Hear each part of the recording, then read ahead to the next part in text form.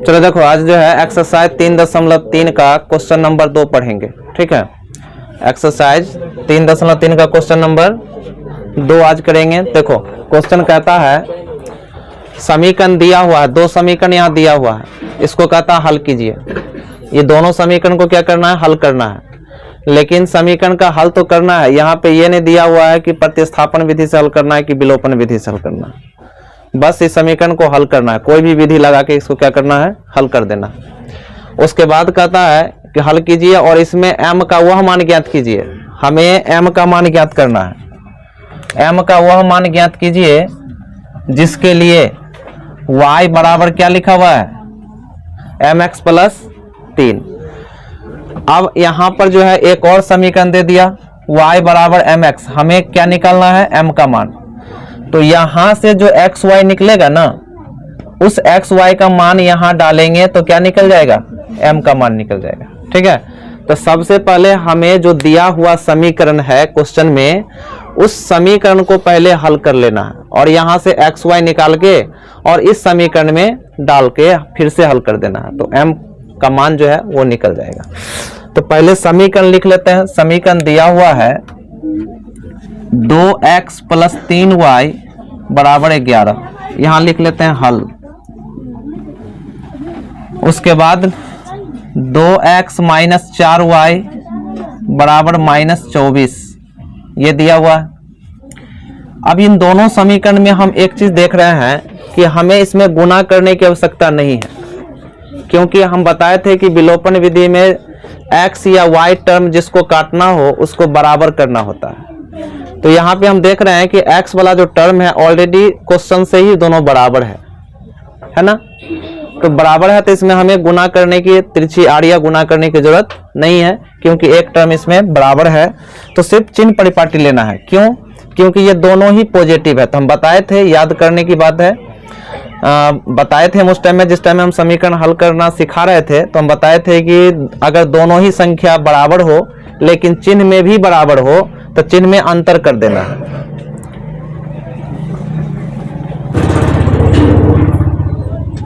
चिन्ह में क्या कर देना है, अंतर। यानी कि ये प्लस में है ना, इसको माइनस कर देना है। ये माइनस में है तो इसको क्या कर देना है, प्लस में। ये भी माइनस है तो इसको क्या करना है, प्लस कर देना है। अब यहाँ पर 1 2 प्लस में हो गया, 1 2 माइनस में हो गया, ये खत्म हो गया। ठीक है, अब ये दोनों ही प्लस में आ गया, ये भी 4 प्लस में आ गया और 3 भी प्लस में आ गया। चिन्ह परिपाटी के अनुसार हम लोग हल करते हैं। अब ये माइनस खत्म हो गया इसके अनुसार, तो 4 3 कितना हो जाएगा, 7y। और ये भी अब प्लस 24 भी क्या हो गया, प्लस में। पहले माइनस में था लेकिन चिन्ह परिपाटी जैसे डाले तो ये हो गया प्लस। तो 24 और जो है 11 को जोड़ेंगे तो कितना आ जाएगा, 35। ठीक है, तो y बराबर कितना हो जाएगा, 35 और बट्टा में 7 आ जाएगा। गुना वाला भाग में आता है, 7 × 5 = 35। तो y का मान कितना आ गया, 5 निकल गया। अब हमें x का मान निकालना है, तो लिखेंगे x का मान, y का मान समीकरण 1 में रखने पर, y का मान समीकरण 1 में रखने पर, समीकरण 1 क्या, x + 3y बराबर 11। ठीक है, यही ना है, x + 3y बराबर 11। y का मान 5 निकला हुआ ना, तो y के जगह पर रखेंगे तो 3 गुने क्या लिखेंगे, 5 बराबर 11। 2x + 5 दिया कितना हो गया, 15 बराबर 11। इस 15 को बाहर कर देंगे, 11 में से 15 घट जाएगा तो -4 बचेगा। क्यों, ये छोटा संख्या, ये क्या है, बड़ा संख्या। तो छोटा में से जब बड़ा घटता है तो माइनस में घटता है। x निकालना है तो -4 और बट्टा में कितना आ जाएगा, 2 2 दूनी 4। तो x का मान कितना आ गया, -2 आ गया। कोई दिक्कत नहीं। तो यहां से x और y निकाल लिए। अब इस x y के वैल्यू को कहां रखना है, तीसरा समीकरण में रखना है। अब यहाँ पे जो समीकरण दिया हुआ है y बराबर mx, y बराबर mx, y बराबर mx + 3, ये दे रखा है। अब इसमें क्या करते हैं, x और y के मान को रख देते हैं। तो y निकल गया 5, तो y के जगह पे 5 रखेंगे। उसके बाद m गुने x का मान कितना निकला -2, तो -2 रख देते हैं, +3 5, ये प्लस में 3 है, इधर आके क्या हो जाएगा माइनस में। अब -2 को m से गुना होगा तो -2m हो जाएगा। अब 5 में से 3 घट रहा है, 2 बचेगा, इधर -2m। m का मान निकालना है तो ये 2 को इधर आके क्या हो जाएगा भाग लग जाएगा, क्योंकि इधर गुना है ना, इधर आके भाग होगा, ये कट गया तो -1। इसको सीधा करके लिख लेते हैं, तो m बराबर क्या लिखेंगे -1। यही हमारा क्या हो गया फाइनल आंसर। m का मान पूछा जा रहा था, m का मान निकल गया। चलो देखो क्वेश्चन नंबर 3 में जो है निम्न समस्याओं को हल करना है। इसमें समस्या जो है जो दिया हुआ है, जो भी समस्या उसको कौन सा विधि से हल करना है, प्रतिस्थापन विधि से हल करना है। देखो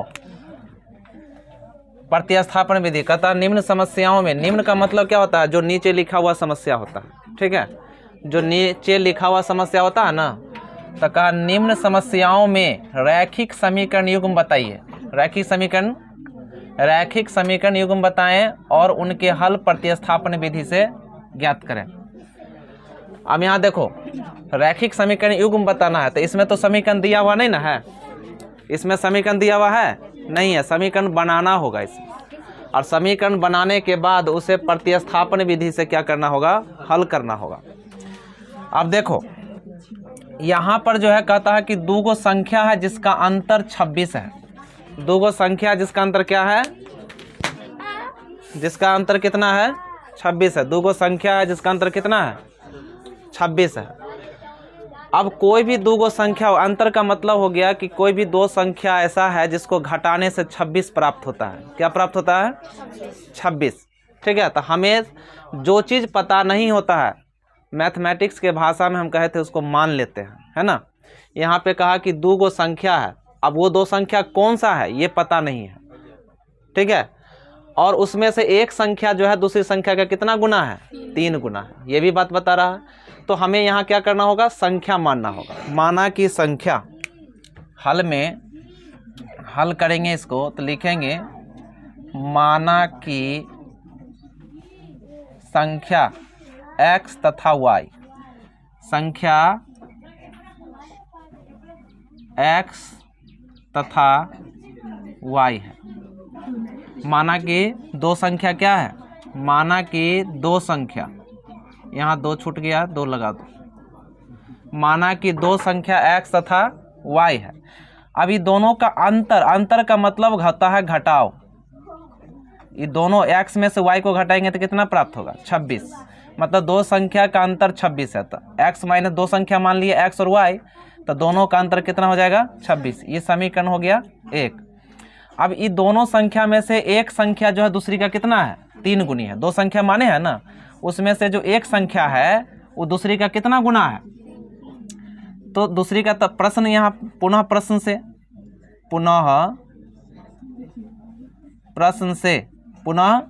से x बराबर कितना लिखेंगे 3y।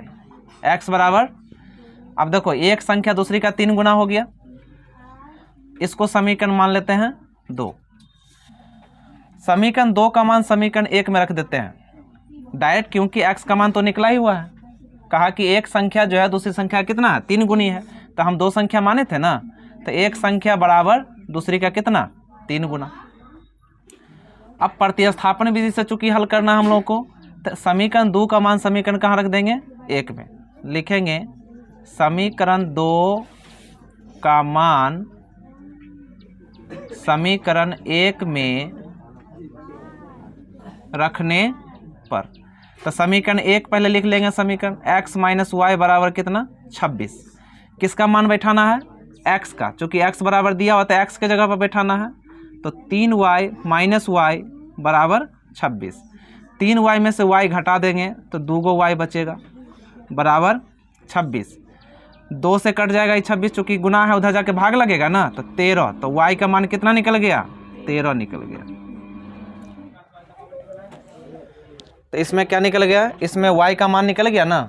अब इस y के मान को कहाँ रख देना है समीकरण 2 में, तो किसका निकल जाएगा x का मान निकल जाएगा। लिखेंगे कि y का मान समीकरण 1 में रखने पर, 2 में y का मान समीकरण 2 में रखने पर, समीकरण 2 है x बराबर 3y, तो 3 गुने y का मान कितना है 13 है, तो 13 तिया कितना हो गया। तो देखो एक संख्या दूसरे का 3 गुना हुआ, पहला जो संख्या निकला वो 13 निकला, x का जो निकल गया 39, तो 13 तिया 3 गुना हो गया, है कि नहीं। और यही क्वेश्चन कह रहा था, क्वेश्चन के अकॉर्डिंग जो है x और y का मान निकल चुका है।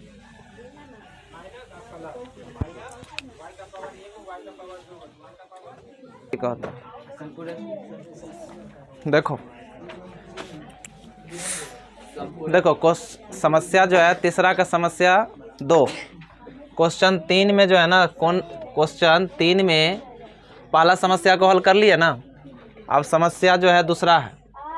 क्या समस्या है, तो इस समस्या में दिया हुआ है, क्वेश्चन दिया हुआ है कि दो समपूरक कोणों में बड़ा कोण जो है ना वो छोटा कोण से 18 डिग्री अधिक है। मतलब इसमें दो कोण हो गया, इसमें बड़ा कोण हो गया और छोटा कोण हो गया। इसमें कह रहा है ना, इसमें कहा जा रहा है, देखो इसमें बड़ा कोण है और छोटा कोण का चर्चा है इस प्रश्न में। संपूरक का मतलब होता है 180 डिग्री। देखो सबसे पहले एक एक चीज को, क्वेश्चन का एक एक चीज पढ़ो, एक एक हिस्सा पढ़ो प्रश्न का, समझ में आएगा। संपूरक का मतलब होता है 180 डिग्री, संपूरक मतलब 180 डिग्री। अब पूरक कहेंगे तो 90 डिग्री, ठीक है। पूरक का मतलब होता है 90, यानी कि जिन दो कोणों को जोड़ने से, जिन दो कोणों को जोड़ने से अगर 90 पुर जाए तो इसको पूरक कोण कहा जाता है, और जिन दो कोणों को जोड़ने से 180 पुर जाए उसको संपूरक कोण कहा जाता है। हाँ, तो क्या समझा रहे थे, जिन दो कोणों को जोड़ने से अगर 90 पुरता है तो उसको कहते हैं पूरक कोण, और जिन दो कोणों को जोड़ने से अगर 180 पुर जाता है तो उसको कहते हैं संपूरक कोण। तो संपूरक यहाँ कहा दो संपूरक कोण है, तो कोण कितना है, दो है संपूरक कोण। उसमें से एक बड़ा है और एक क्या है, छोटा है। उसमें से एक बड़ा कोण है और एक छोटा कोण है। तो इसमें जो बड़ा कोण है ना, और छोटा कोण से कितना डिग्री अधिक है, बड़ा कोण छोटा डिग्री से कितना है, 18 ज़्यादा है। मतलब बड़का कोण छोटका कोण से 18 डिग्री अधिक है। इसका मतलब इसे मानना होगा एक बड़ा एगो छोटा, है ना। इस सवाल में मानना होगा एक बड़ा कोण एगो छोटा कोण। उन्हें ज्ञात कीजिए, तो उन्हें का मतलब कि जो दिया हुआ उसको ज्ञात करना है। इसमें कोई दिक्कत नहीं है, मिटा देते हैं। समझो एक एक सवाल को, जब तक शांत रह के नहीं समझोगे सवाल समझ में नहीं आएगा, ठीक है। हम जो बोल रहे हैं उस पर फोकस करना होगा, यहीं पर नहीं समझ आता दोबारा प्रश्न करना होगा, ठीक है, तभी ये समझा पाएंगे, नहीं तो बस बतियाते रहो, होते रहेगा। माना कि हल करते हैं यहाँ पे, हल माना कि x तथा y दो ऐसे कोण हैं, दो ऐसे कोण हैं जिसमें x जो है वो बड़ा है y से, जिसमें x बड़ा है किससे, y से। ऐसे मान लिए, इसमें एक बड़ा एक छोटा तो मानना ही ना पड़ेगा। x देखो साइन इधर है तो इसका मतलब x बड़ा होगा, साइन इधर है तो ये बड़ा है, ये छोटा है कि नहीं। तो हम मान लिए दो कोण, माना कि x तथा y दो ऐसे कोण हैं, दो ऐसे कोण है, तो x और y माने ना दो कोण, उसमें से एक कोण को बड़ा और दूसरे कोण को छोटा कर लिए, ठीक है। अब इन दोनों कोणों को जोड़ने से क्या पुरता है, 180, संपूरक का है ना। तो प्रश्न जो किया x प्लस वाई बराबर क्या लिखेंगे, 180 डिग्री। ये हमारा समीकरण पहला हो गया। अरे दो कोण को जो संपूरक है ना, कहा दो पूरक कोण, ये दो संपूरक कोणों में बड़ा कोण छोटा कोण से कितना डिग्री अधिक है। तो संपूरक का चर्चा ना क्वेश्चन में है, तो दो गो कोण माने हैं x y ना, तो ये दोनों को जोड़ने से कितना आएगा, 180, चूँकि संपूरक का है।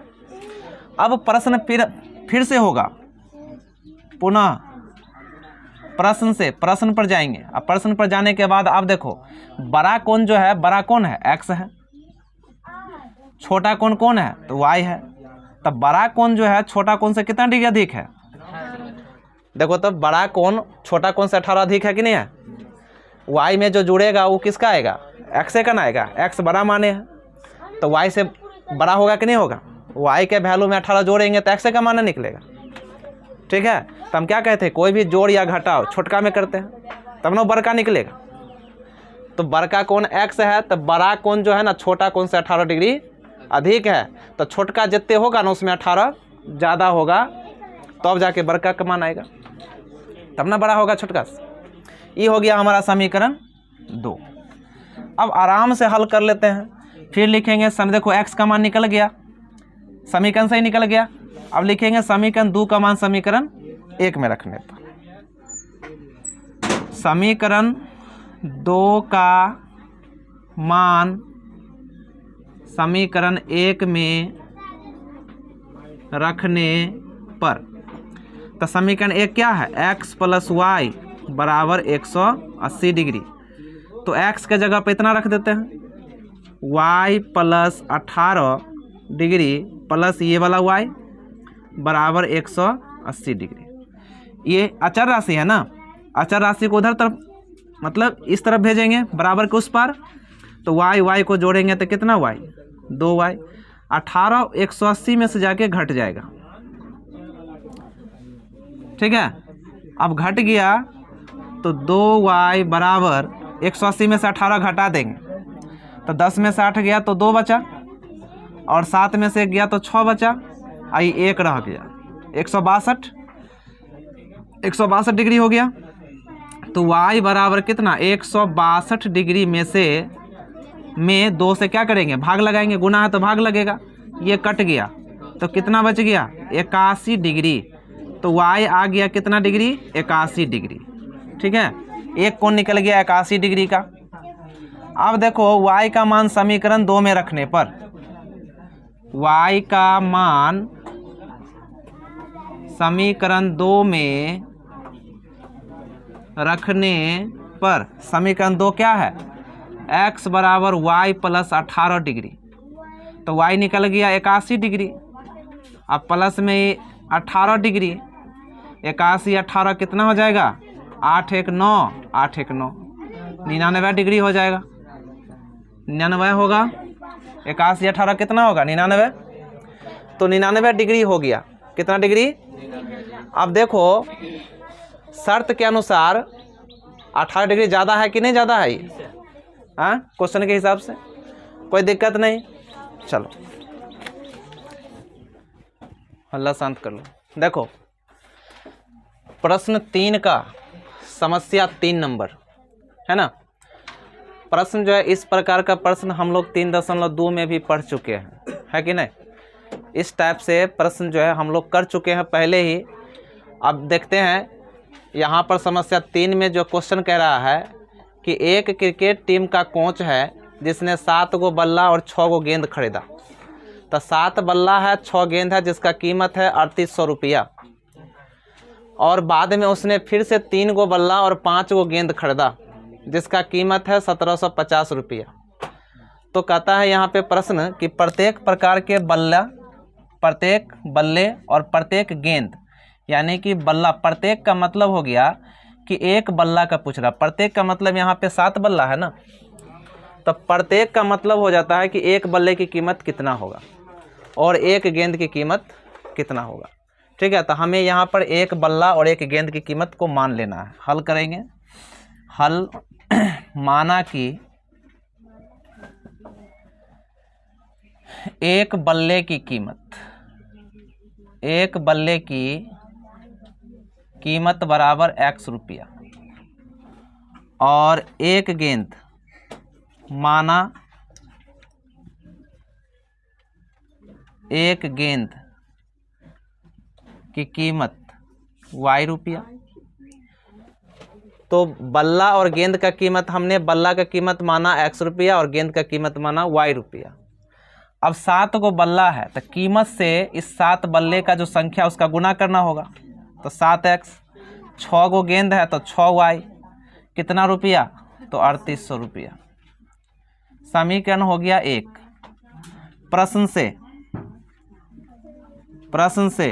प्रश्न क्या कह रहा है, 3 बल्ला फिर खरीदा तो 3x, 5 गेंद और खरीदा तो 5y बराबर 1750 रुपया।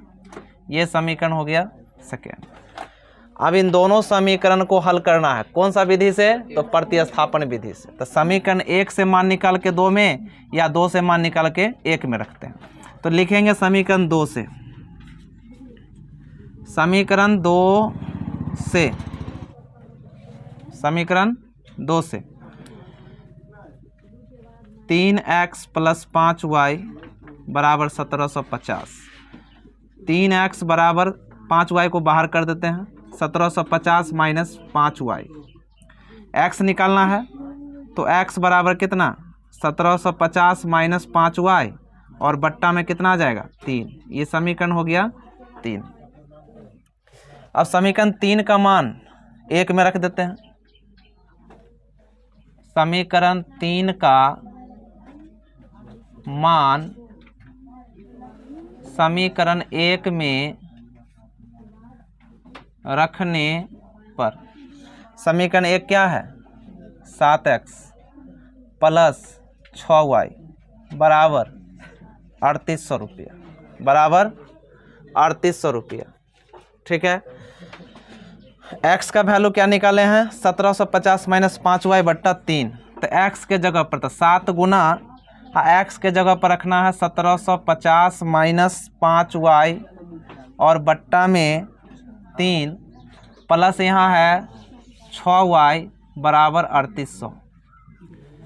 अब यहाँ पे 7 से क्या कर लेना है, इन दोनों को गुना कर लेना है। गुना में है ना तो दोनों से गुना होगा, ये 2 पद में है तो दोनों पद से गुना होगा। तो 1750 को 7 से गुना करेंगे तो 0 को 7 से गुना करेंगे 0, 7 पचे 35, 7 सत्ते 49, 49 में 3 जोड़ेंगे तो 52, हाथ में 5, 7 एकम 7, 7 5 12 माइनस 7 पचे 35y और बट्टा में लिखेंगे 3 अब प्लस 6y बराबर 3800 बट्टा 1 करके भिन्न का जोड़ कर लेते हैं। भिन्न में है ये सीधा है, 3 1 का लघुत्तम कितना हो जाएगा 3। तो ये जैसे का तैसे उतर जाएगा, माइनस 35y प्लस 6 18y बराबर 3800। अब क्रॉस गुना कर लेते हैं, इस सभी को 1 से गुना करेंगे,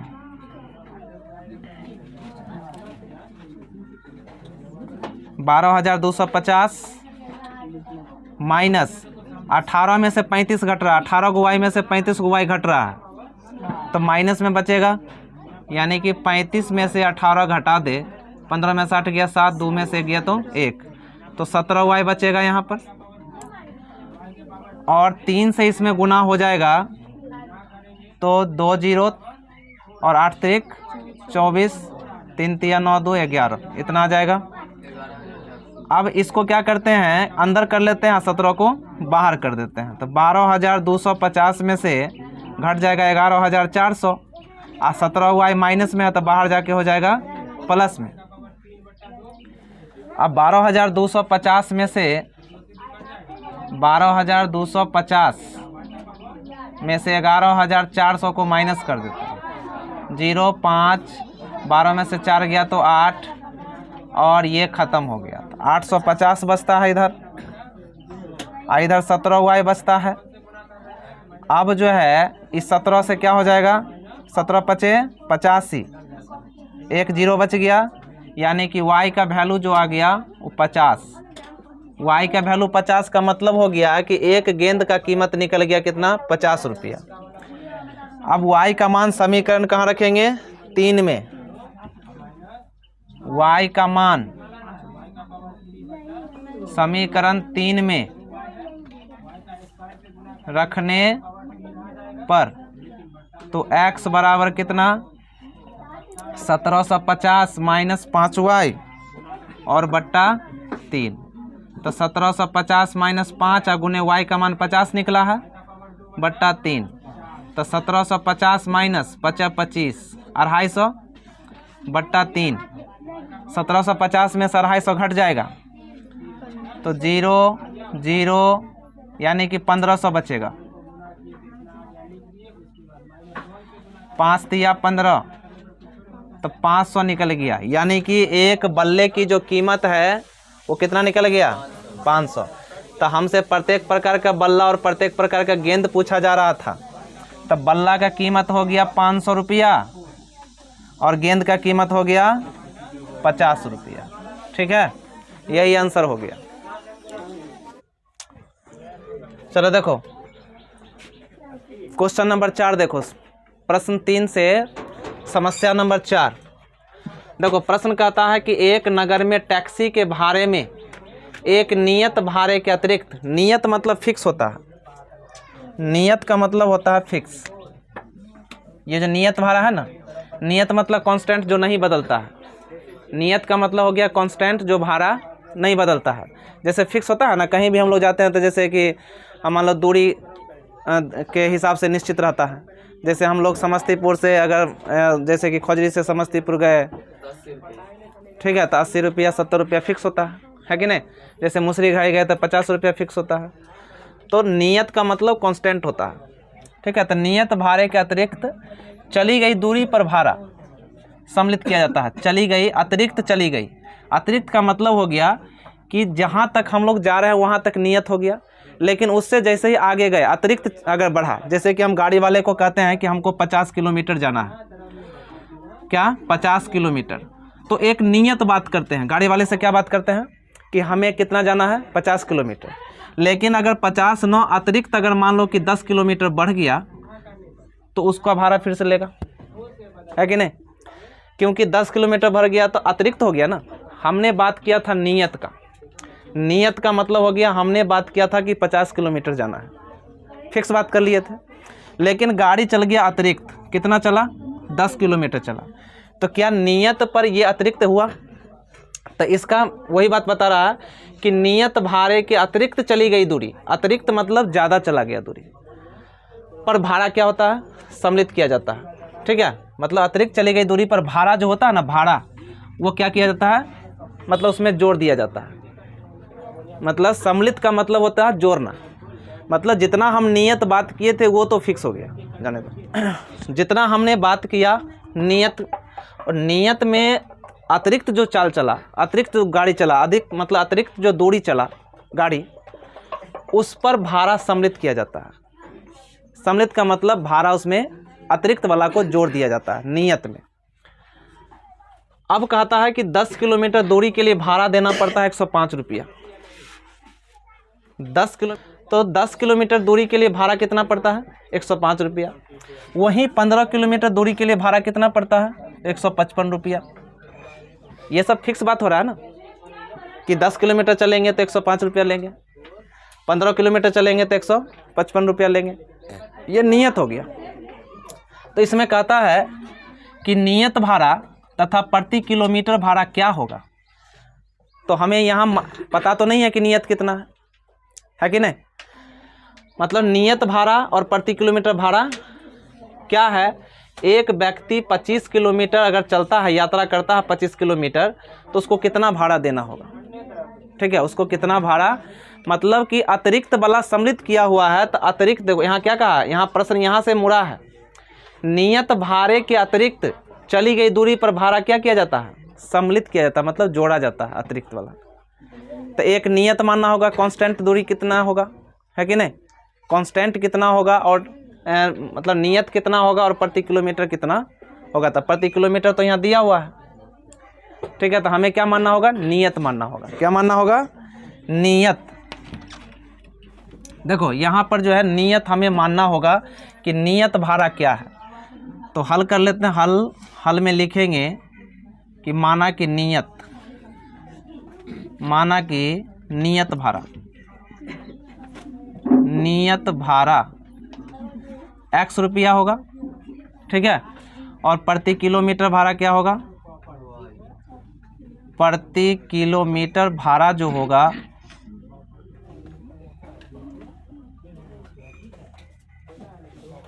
प्रति किलोमीटर भाड़ा क्या होगा, y रुपया।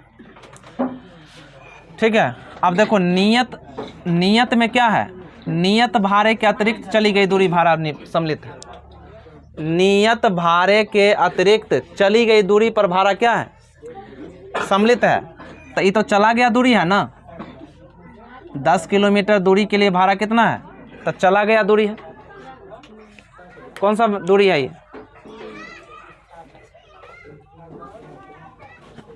तो हम यहाँ पे कह रहे थे कि नियत भाड़ा कितना है, नियत भाड़े के अतिरिक्त चली गई दूरी भाड़ा क्या है, सम्मिलित किया जाता है, मतलब जोड़ा जाता है। तो चला गया दूरी कितना है, 10 किलोमीटर दूरी चलने के लिए हमें कितना मिलता है, 105 रुपया देना होता है हमें। 15 किलोमीटर चलने के लिए हमको कितना देना पड़ता है, 155 रुपया। तो नियत तो इसमें पता नहीं है कि नियत क्या होगा, है कि नहीं। तो नियत मान लिया 100 रुपया होगा और प्रति किलोमीटर भाड़ा कितना होगा, y रुपया होगा। ठीक है, तो यहाँ पर लिखेंगे नियत प्लस चली गई दूरी, तो चला गया दूरी 10 रुपया से गुना होगा, बराबर कितना, 105 रुपया। ठीक है, मतलब दोनों भाड़ा सम्मिलित करके तब इतना हुआ है, नियत प्लस में चली गई दूरी पर भाड़ा। ठीक है, नियत प्लस अतिरिक्त चली गई दूरी पर भाड़ा सम्मिलित किया, सम्मिलित का मतलब जोड़ना होता है। तो नियत 100 रुपया होगा और 10 किलोमीटर जब चले तो उसके लिए कितना होगा, 10y बराबर कितना, तो नियत प्लस चली गई दूरी दोनों जोड़ के तब ही 105 रुपया है। ठीक है, ये समीकरण क्या हो गया, 1। इसी प्रकार से जब प्रश्न फिर से किया जाएगा तो प्रश्न जो है देखो, प्रश्न से x प्लस कितना चला, 15y बराबर कितना, 155। ये समीकरण क्या हो गया। किसी को दिक्कत है इसमें, किसी को दिक्कत है तो पूछ सकते हो, किसी को अगर दिक्कत है तो पूछ सकते हो, हम एक बार फिर समझा देते हैं। देखो, एक नगर में टैक्सी के भाड़े में एक नियत भाड़ा, एक क्या है, नियत भाड़ा के अतिरिक्त चली गई दूरी पर भाड़ा सम्मिलित किया जाता है। मतलब नियत जो है उसके बाद जो अतिरिक्त चली गई दूरी है, ठीक है, तो दोनों भाड़ा को क्या किया जाता है, सम्मिलित किया जाता है। दोनों भाड़ा को सम्मिलित का मतलब हम समझा दिए हैं, जोड़ना। नियत प्लस जो एक्स्ट्रा चला सो दोनों को जोड़ देना। तो यहाँ पे कहा कि 10 किलोमीटर दूरी के लिए 105 रुपया होता है। तो 10 किलोमीटर दूरी जब चलेंगे तो कितना, 105 रुपया होगा। तो दोनों सम्मिलित किया गया है, नियत भी और एक्स्ट्रा चला हुआ। तो एक्स्ट्रा चला कितना, अतिरिक्त चला 10 किलोमीटर और उसमें नियत शामिल होगा, है कि नहीं, जो नियत है वो शामिल होगा। उसके बाद कहा 15 किलोमीटर के लिए भाड़ा 155 होता है। तो नियत भाड़ा क्या होगा तथा प्रति किलोमीटर भाड़ा क्या होगा, भाड़ा पूछ रहा है। तो हम यहाँ पे मानेंगे, भाड़ा मानेंगे ना, नियत भाड़ा क्या मान लिए, 100 रुपया, और प्रति किलोमीटर कितना मान लिए, y रुपया। तो नियत तो हमको पता नहीं है, नियत हमें पता नहीं ना है, अतिरिक्त वाला पता है। अतिरिक्त जो यहाँ है ना 10 किलोमीटर ये पता है, यहाँ 15 किलोमीटर अतिरिक्त है ये पता है कि नहीं। तो नियत प्लस चली गई दूरी, अतिरिक्त चली गई दूरी। तो नियत भाड़ा 100 रुपया, अतिरिक्त, तो हमने अतिरिक्त के लिए माना था कि y रुपया होगा। हमें चूँकि पैसा पता नहीं है कि नियत में कितना लिया और अतिरिक्त में कितना लिया, ठीक है, हमें सिर्फ किलोमीटर दूरी पता है कि एक्स्ट्रा हमको कितना चला, मेरा 10 किलोमीटर एक्स्ट्रा चला है, अतिरिक्त चला है। तो उसमें रुपया से गुना होगा ना, जो प्रति किलोमीटर भाड़ा लेता है, प्रति किलोमीटर का मतलब हर एक किलोमीटर का जोड़ा जाता है। तो वो तो हमें पता नहीं है कि प्रति किलोमीटर क्या भाड़ा ले रहा है। तो हम मान लिए कि प्रति किलोमीटर भाड़ा क्या होगा, y रुपया ले रहा होगा।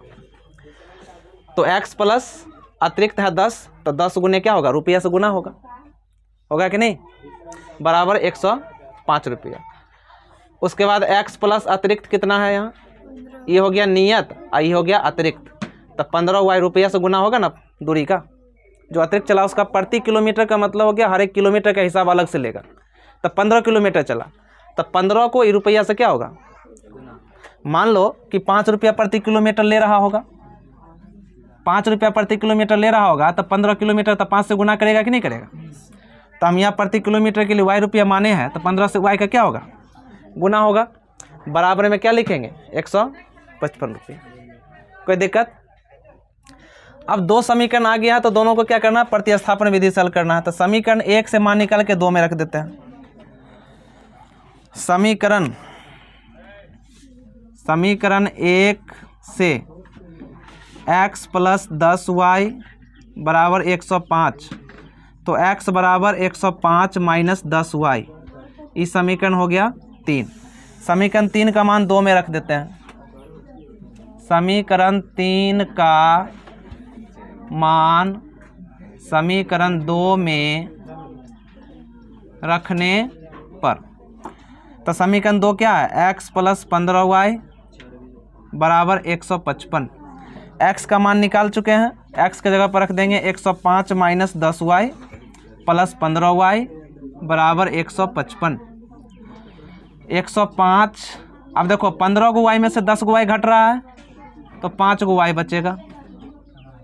ठीक है, 105 उधर जाके घट जाएगा, अचर राशि है। 155 माइनस 105, 155 में से 105 को घटा दो, 155 में से 105 को घटा दो, तो कितना बच जाएगा, 50 बच जाएगा। 5 से कट जाएगा 50, तो y का वैल्यू आ गया 10। यानी कि प्रति किलोमीटर भाड़ा 10 रुपया चल रहा है। 1 किलोमीटर का भाड़ा कितना है, 10 रुपया है। ठीक है, अब जो है y का मान समीकरण 3 में रख देते हैं, तो हमें नियत भाड़ा भी पता चल जाएगा। y का मान समीकरण 3 में रखने पर, समीकरण 3 क्या है, x बराबर 105 माइनस 10y, तो 105 माइनस 10 गुने y का मान 10, तो 105 माइनस 10 दाएँ की 100, 105 में से 100 घटा देंगे तो 5, यानी कि नियत भाड़ा कितना है, 5 रुपया प्रति किलोमीटर, है कि नहीं। नियत भाड़ा मतलब कांस्टेंट है 5 रुपया। अब हम इसको जांच अगर करेंगे तो 105 निकल जाएगा। x प्लस 10y बराबर 105 है ना, तो 5 रुपया ये और 10 गुने y का मान 10, तो 5 प्लस 10 दाएँ की 100, 100 में 105, 100 में 5 जोड़ देंगे तो 105, 105। जांच हो गया, सही आ रहा है कि नहीं।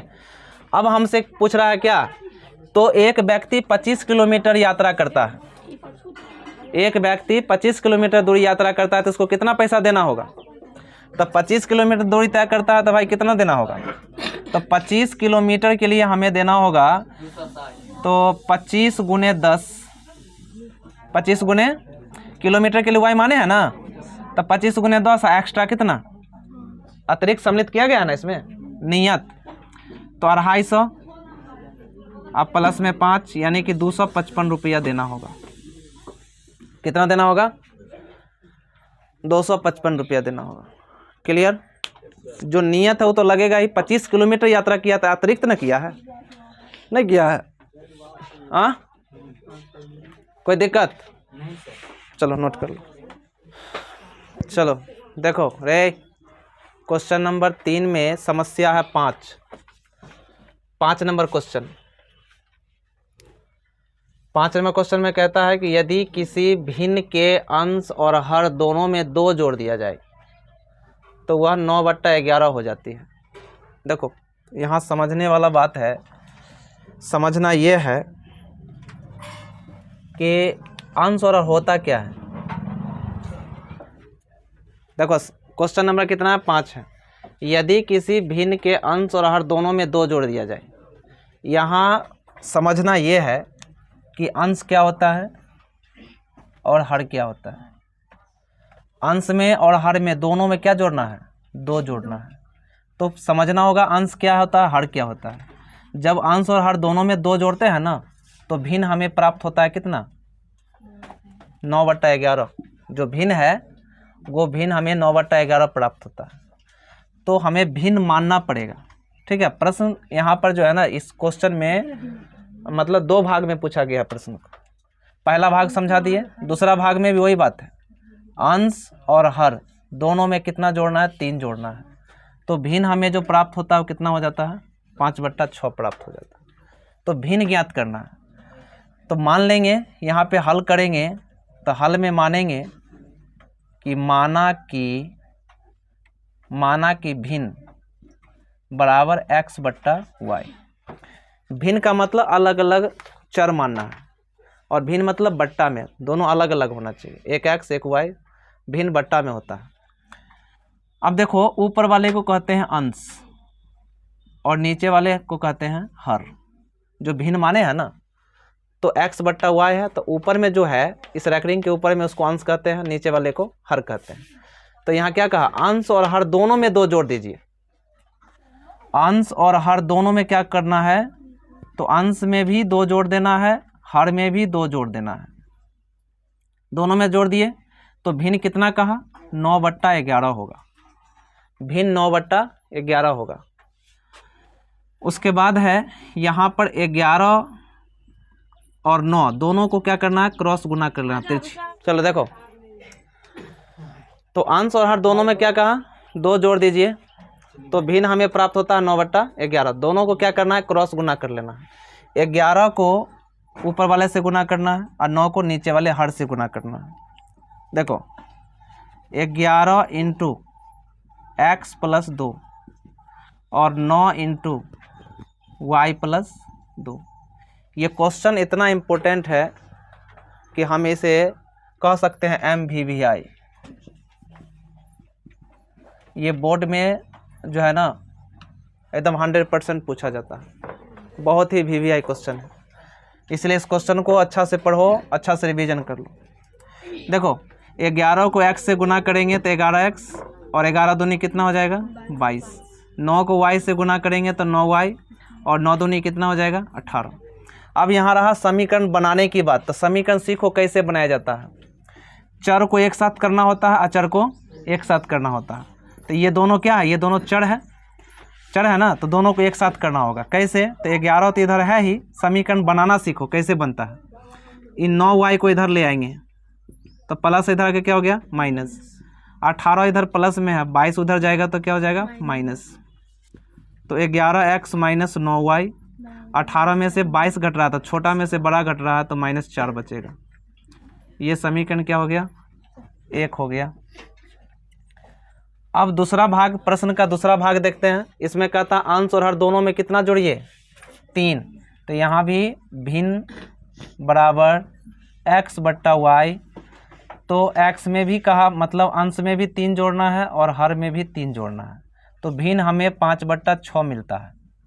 भिन्न कितना मिलता है, 5/6। तो x + 3 और y + 3। यहाँ पर भी क्रॉस गुना करा लेना है, तो 6 को दोनों से गुना होगा, तो 6 को x से गुना करेंगे तो 6x हो जाएगा, और 6 को फिर 3 से गुना करेंगे तो 18 हो जाएगा। 5 को y से गुना करेंगे तो 5y हो जाएगा, 5 तिया 15 हो जाएगा। अब जो है फिर से समीकरण बनाना है, तो सभी चरों को एक साथ, इधर प्लस में इधर आ माइनस हो गया, इधर 15 प्लस में 18 उधर जाएगा तो माइनस हो जाएगा। तो 6x - 5y बराबर 15 में से 18 घटेगा तो -3 होगा। ये समीकरण क्या हो गया, 2 हो गया। अब इन दोनों समीकरण को प्रतिस्थापन विधि से हल करना है, यानी कि एक से मान निकाल के दूसरे में डाल देना है। चलो देखो समीकरण 1 से, समीकरण 1 में क्या है, 11x - 9y बराबर -4। 11x को रख लेते हैं, माइनस में 9 है, बाहर जाके प्लस हो जाएगा, 4 ऑलरेडी पहले से माइनस में है। हमें x का मान निकालना है, तो x बराबर 9y - 4 और बट्टा में कितना लिखेंगे, 11। ये समीकरण हो गया 3। अब समीकरण 1 से निकाले हैं ना मान, तो समीकरण 3 का मान किस में रख देंगे, 2 में रख देंगे। लिखेंगे समीकरण 3 का मान समीकरण 2 में रखने पर, तो 2 क्या है, 6x - 5y बराबर -3। x की जगह पे इतना रख देना है, 6 गुने 9y - 4 बट्टा 11 -5y ये वाला और बराबर -3। अब गुना करना है 6 से दोनों को, तो 6 54y और 6 चौक 24 बट्टा 11 -5y बराबर -3। अब भिन्न का घटा कर लेते हैं। 11 1 का लघुत्तम 11, तो 54y माइनस 24 और 11 बचे 55y बराबर -3। यहाँ पर जो है 54y में से 55y घट रहा है, तो एगो माइनस में y बचेगा। 54 में से 55 घट रहा है ना, और -24 बराबर 11 को 3 से गुना करेंगे तो -33।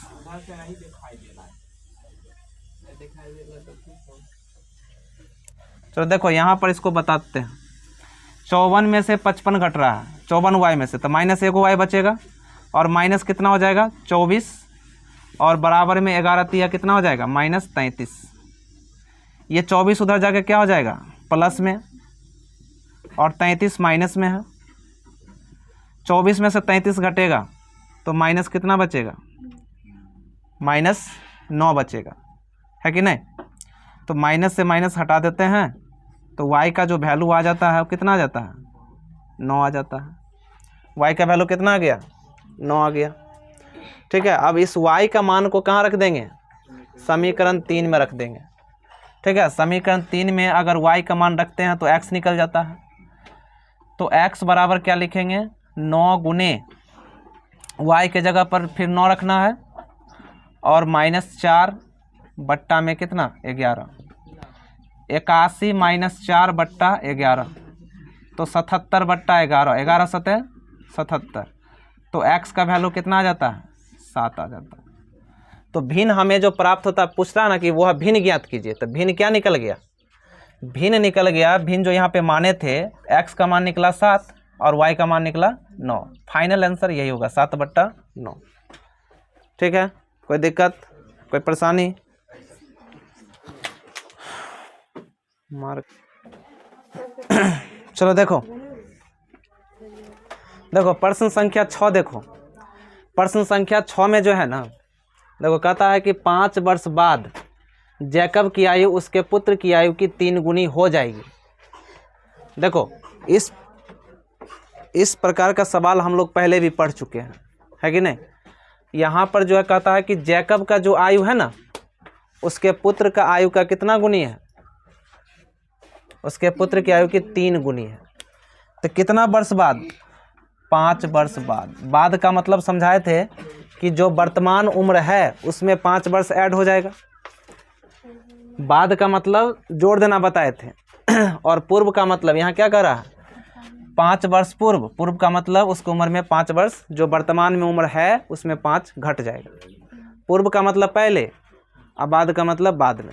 ठीक है, आगे तो जैकब की आयु उसके पुत्र की आयु की मतलब 5 वर्ष पूर्व जैकब की जो आयु है ना उसके पुत्र की आयु की कितना गुनी हो जाती है 7 गुनी थी।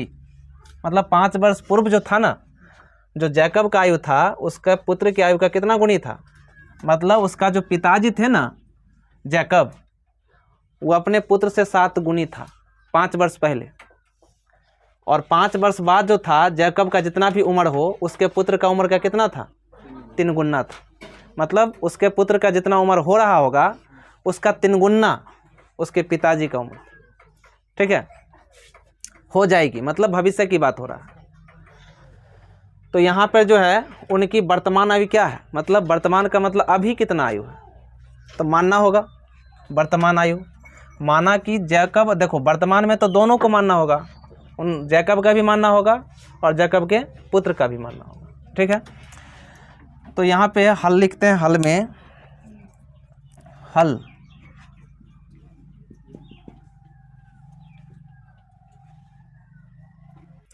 कि यहाँ पर जैकब और उसके जो पुत्र हैं दोनों का अब वर्तमान में कितना आयु है ये मानना होगा। तो माना कि जैकब का वर्तमान उम्र, माना कि जैकब का वर्तमान उम्र x वर्ष और माना कि पुत्र का वर्तमान उम्र y वर्ष। मतलब पुत्र का जैकब का x वर्ष होगा मान लिए वर्तमान में अभी, और पुत्र का कितना होगा y वर्ष होगा वर्तमान में। अब 5 वर्ष पहले, पहला देखो इसमें भी 2 भाग है प्रश्न में, देखो एक भाग यहाँ से लेके और यहाँ तक एक भाग हुआ, और दूसरा भाग यहाँ से लेकर के और जो है यहाँ तक हो गया। ठीक है, तो पहला भाग से हम समीकरण निकालेंगे। यहाँ क्या लिखा, 5 वर्ष बाद, तो यहाँ शो करना होगा 5 वर्ष बाद। 5 वर्ष बाद क्या, तो दोनों की उम्र में 5 वर्ष जुटेगा, मतलब जैकब का भी और उसके पुत्र में भी। भविष्य की बात हो रहा है ना, तब वर्तमान में तो दोनों है, तो दोनों में ना 5-5 वर्ष जुट जाएगा। और कितना गुनी, तो उसके पिताजी जो है ना उसके पुत्र का 3 गुना है। तो क्या बताए थे हम, छोटा वाला में गुना करेंगे तब ना y का जो x का जो वैल्यू निकलेगा वो 3 गुना होगा। ठीक है, तो x प्लस 5 बराबर 3 को y से गुना करो, 3y, 5 दिया कितना 15। अब यहाँ पे समीकरण बनाना है तो सभी चर को एक साथ बोले थे करने के लिए, तो इधर आके माइनस हो जाएगा, और 15 प्लस में है, ये 5 उधर चला जाएगा, तो x माइनस 3y, और 15 में से 5 जाएगा तो बचेगा 10। समीकरण क्या हो गया 1। अब देखो प्रश्न के दूसरे भाग से 5 वर्ष पूर्व कहा है, तो लिखेंगे 5 वर्ष पूर्व। 5 वर्ष पूर्व, पूर्व का मतलब घटा देना, दोनों की उम्र में से वर्तमान जितना उम्र है उसमें से क्या करना, घटा देना। कितना गुनी की बात हो रहा है, उसके पिताजी कितना गुनी है, तो 7 गुनी है। वो अपने पुत्र से कितना गुनी है, 7 गुनी है, तो छोटा वाला भाग यही ना है, पुत्र ना होगा छोट। x माइनस 5, 7 को y से गुना तो 7y, और 7 बचे 35। ये वाला अंदर आके फिर माइनस हो जाएगा चूँकि इधर प्लस में है, आई 5 उधर जाके क्या हो जाएगा प्लस में, चूँकि इधर माइनस है। अब 35 पहले से माइनस है, x माइनस 7y, 5 में से 35 घट रहा है तो माइनस कितना बचेगा 30। ये समीकरण क्या हो गया, समीकरण 2 हो गया। समीकरण 1 और समीकरण 2 को प्रतिस्थापन विधि से क्या करना है, हल करना है। तो 1 से मान निकाल के दूसरा में रख देते हैं, लिखेंगे समीकरण 1 से, समीकरण 1 से, 1 में क्या है x माइनस 3y बराबर 10, तो ये माइनस है, बाहर जाके क्या हो जाएगा प्लस हो जाएगा।